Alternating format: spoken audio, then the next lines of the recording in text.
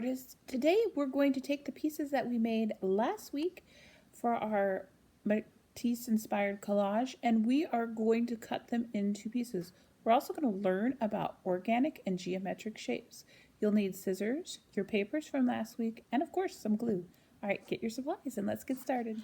So I have my papers that I created last time, and what we're going to do today is we are going to be making our collage, and we're going to learn about two different shapes today. So there's two kinds of shapes, geometric and organic. And when you are talking about shapes, the geometric shapes you often think about, you've heard them in math class. So they usually have very straight sides, like triangles, squares,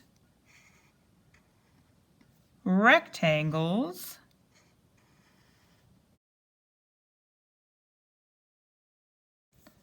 trapezoids, parallelograms. I could go on until I fill this whole paper, but I think you get the idea that geometric shapes are very precise and very usually have straight edge. There are some that I could fit into geometric as well, like a circle. It's really hard to draw a perfect circle. That's pretty good though. You could do even like a semicircle. Now, these would be all examples of geometric shapes. Now, organic, that word organic, you may have heard it when you go to the grocery store. It is a word that means from nature. And so when we think of organic shapes, we think of shapes that are usually very curvy. They're free form, which means they're not always planned out. So you might see really wiggly shapes like this. Sometimes they might be spiky. You might say, oh, it looks like a raindrop or maybe a leaf, but they don't always have really specific names. Like here's a crescent. Sometimes you hear people calling it a crescent moon, or you'll say almond shaped, but they don't really have a specific type of name. And usually there's some curves on there, or they're not very regular in shape, which means they're irregular. So Henri Matisse actually used both kinds of shapes in his artworks and his collages, and I think that's what really makes them look nice. So what I'm going to do is I am going to start with my blank piece of paper. I think I'll do it with marker, but if you were using crayon, go ahead and do this part with crayon. And what you're going to do is you're going to just choose some different colors than you use for this paper. So I would not use red, yellow, purple, or green. I could use colors like black. I could use colors like pink. I could use purple. Or no, I can't use purple. I could use blue though. Those would be fine to use in my picture. Orange would also be another choice that I could use.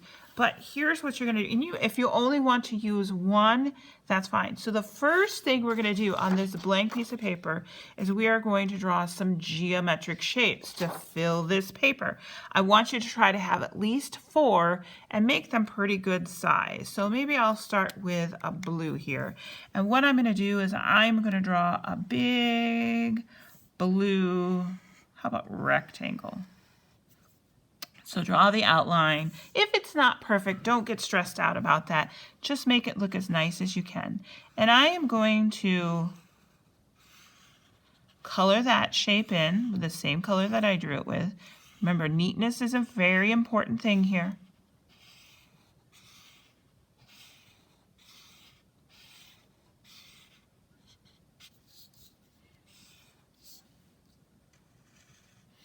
And if you want to continue to use this same color to make the other geometric shapes in your picture, you can, or you could switch it out. I think I'm going to try, in this example, I used all the same color for my geometric shapes. I'm going to try it and see how I like it if I switch it. All right, I'm going to do another shape. Maybe this one will be more like this, And I'll color that in as well.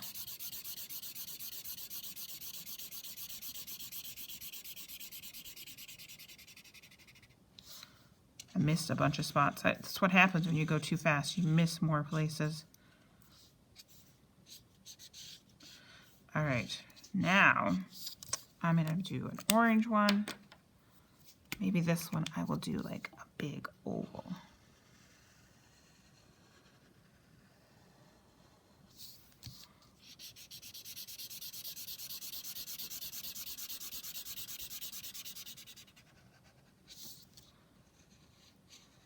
I think on the next one I should really try to slow down.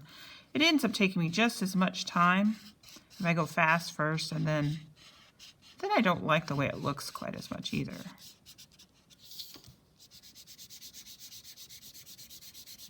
I like it to look like a nice solid orange. Okay, and why not black in this last spot? Don't have much room, so I think I'll do a triangle. So I have 4 large geometric shapes, and I'm now going to take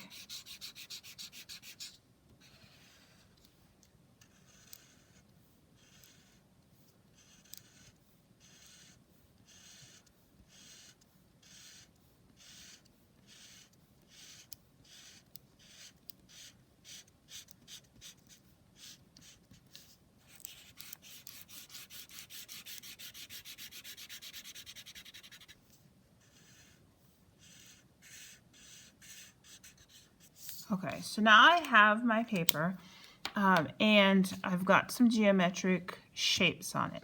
Now on this paper, before I start to cut other shapes, I'm just going to split up these 4 colors. So I'm just going to make this a little easier on myself.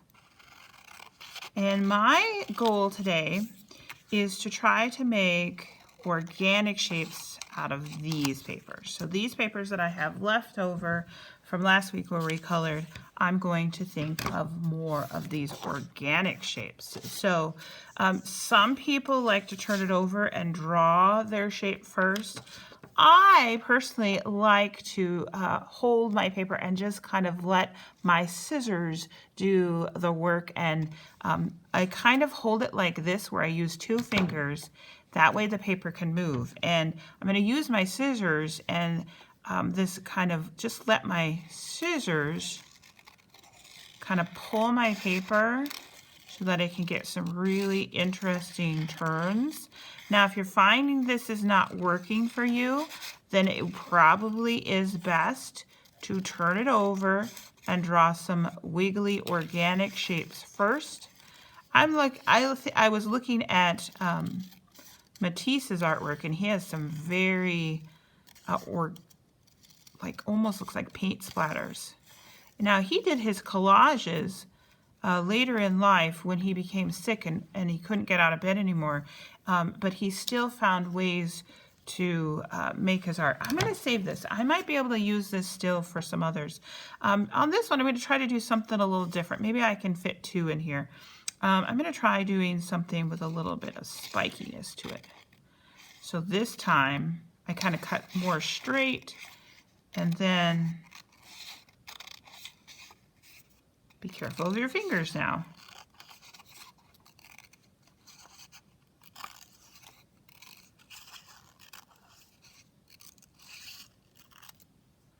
I think I can do another one right over here.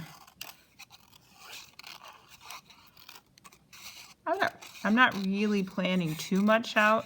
I just know that I wanted a spiky kind of shape. All right, that looks kind of cool. All right, so I'll save this. I still might be able to use that. We'll see. Maybe this one I'll do more of a spiral. So I'm going to try to cut almost like I'm starting a big circle. And then what I'm going to do is I'm just going to go on the inside of that. Like I'm cutting out a smaller circle. When I get about here, I stop and I do a really sharp turn. Careful of my scissors here, or my paper. I don't want to cut off more. Just cut off a little bit. See how this other hand is steering the paper? I'm going back and cutting out. Now the neat thing about this, if you do it just right, you might actually end up with really two. I've got a nice spiral here. Look at that. If I cut off just a little bit here, I can maybe use that one too. Yeah, I've got a lot of paper here, so maybe I'll just cut a little wiggly shape. You have fun figuring out what kinds of organic shapes you want to do. And remember, save your scraps. You never know, you might need those. I've got one more here to do, so when I get this one done, I'll start show you how to glue it on. Sometimes I take these scraps and I just will cut out some small organic shapes. So I've got a nice variety of organic shapes over here, and I've got my paper with the geometric shapes drawn. Now before I just start gluing, I want to think about my composition. Composition is where you put things on the paper. And so you can, since it's not glued down, you can try out different places. Sometimes if I would have put this purple right on there, you don't see it as well as when I put it on a lighter color. So maybe I'll put that there. It's okay if you overlap some of your shapes. I think that looks kind of fun. Oh, I feel like maybe this red one should go up there. I feel like I need some little pieces. So I'm going to use some of my smaller shapes that I made, and maybe this little red one. Maybe move over the yellow one just a little bit so I can put a purple one there. All right, I kind of like the way that looks. Overlapping, remember, means you're going to cover up some of those geometric shapes, and you might even cover up some of your organic shapes just a little bit. So what I'm going to do now is I'm going to start taking those pieces and I'm going to start gluing them on. And when I get done with this, I will show you what it looks like.